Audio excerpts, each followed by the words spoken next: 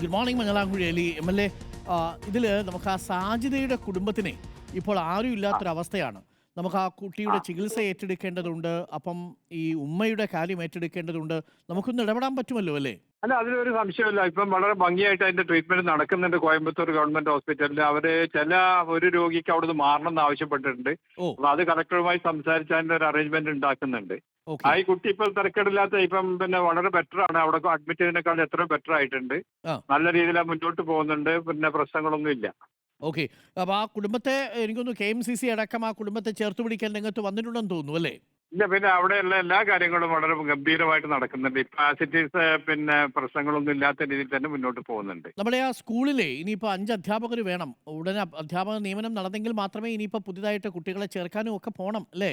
അതെ, അത് മിനിഞ്ഞാന്ന് ഞങ്ങളെ മന്ത്രിയോട് സംസാരിച്ച് മന്ത്രി അതിനുള്ള പെട്ടെന്നുള്ള ഏർപ്പാടുകൾ നടത്താൻ ചെയ്യാന്ന് പറഞ്ഞിട്ടുണ്ട്. അപ്പൊ അത് പെട്ടെന്ന് തന്നെ നടക്കുമെന്നാണ് ഞങ്ങൾ പ്രതീക്ഷിക്കേണ്ടത്.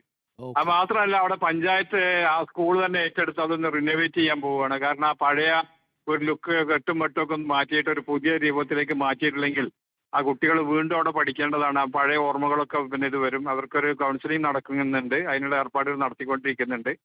അതിന് തന്നെ ഒരു പെട്ടെന്ന് ഒരു മാറ്റങ്ങൾ അവിടെ പിന്നെ ഫീൽ ചെയ്യുന്ന രീതിയിൽ മാറ്റാനുള്ള ഉദ്ദേശം പഞ്ചായത്തിനും നാട്ടുകാർക്കും മറ്റുള്ള എല്ലാവർക്കും കൂടി ഉണ്ട്. Thank you Shri Mangalamkuzhi Ali. കാര്യങ്ങൾ അവിടെ എന്തായാലും വളരെ വേഗത്തിൽ തന്നെ നടക്കുന്നു. കൂടുതൽ അധ്യാപകരായി 5 അധ്യാപകരെ അവിടെ നിയമിക്കണം. എത്രയും പെട്ടെന്ന് ബാക്കി കാര്യങ്ങൾ കൂടി നടക്കണം. നാട്ടുകാരുടെ ഒരു ആശങ്കയാണ്. തീർച്ചയായിട്ടും ആ സാധ്യതയുടെ കുടുംബത്തെയും നമുക്ക് ചേർത്തു തന്നെ പിടിച്ചു നിർത്തുക തന്നെ വേണം.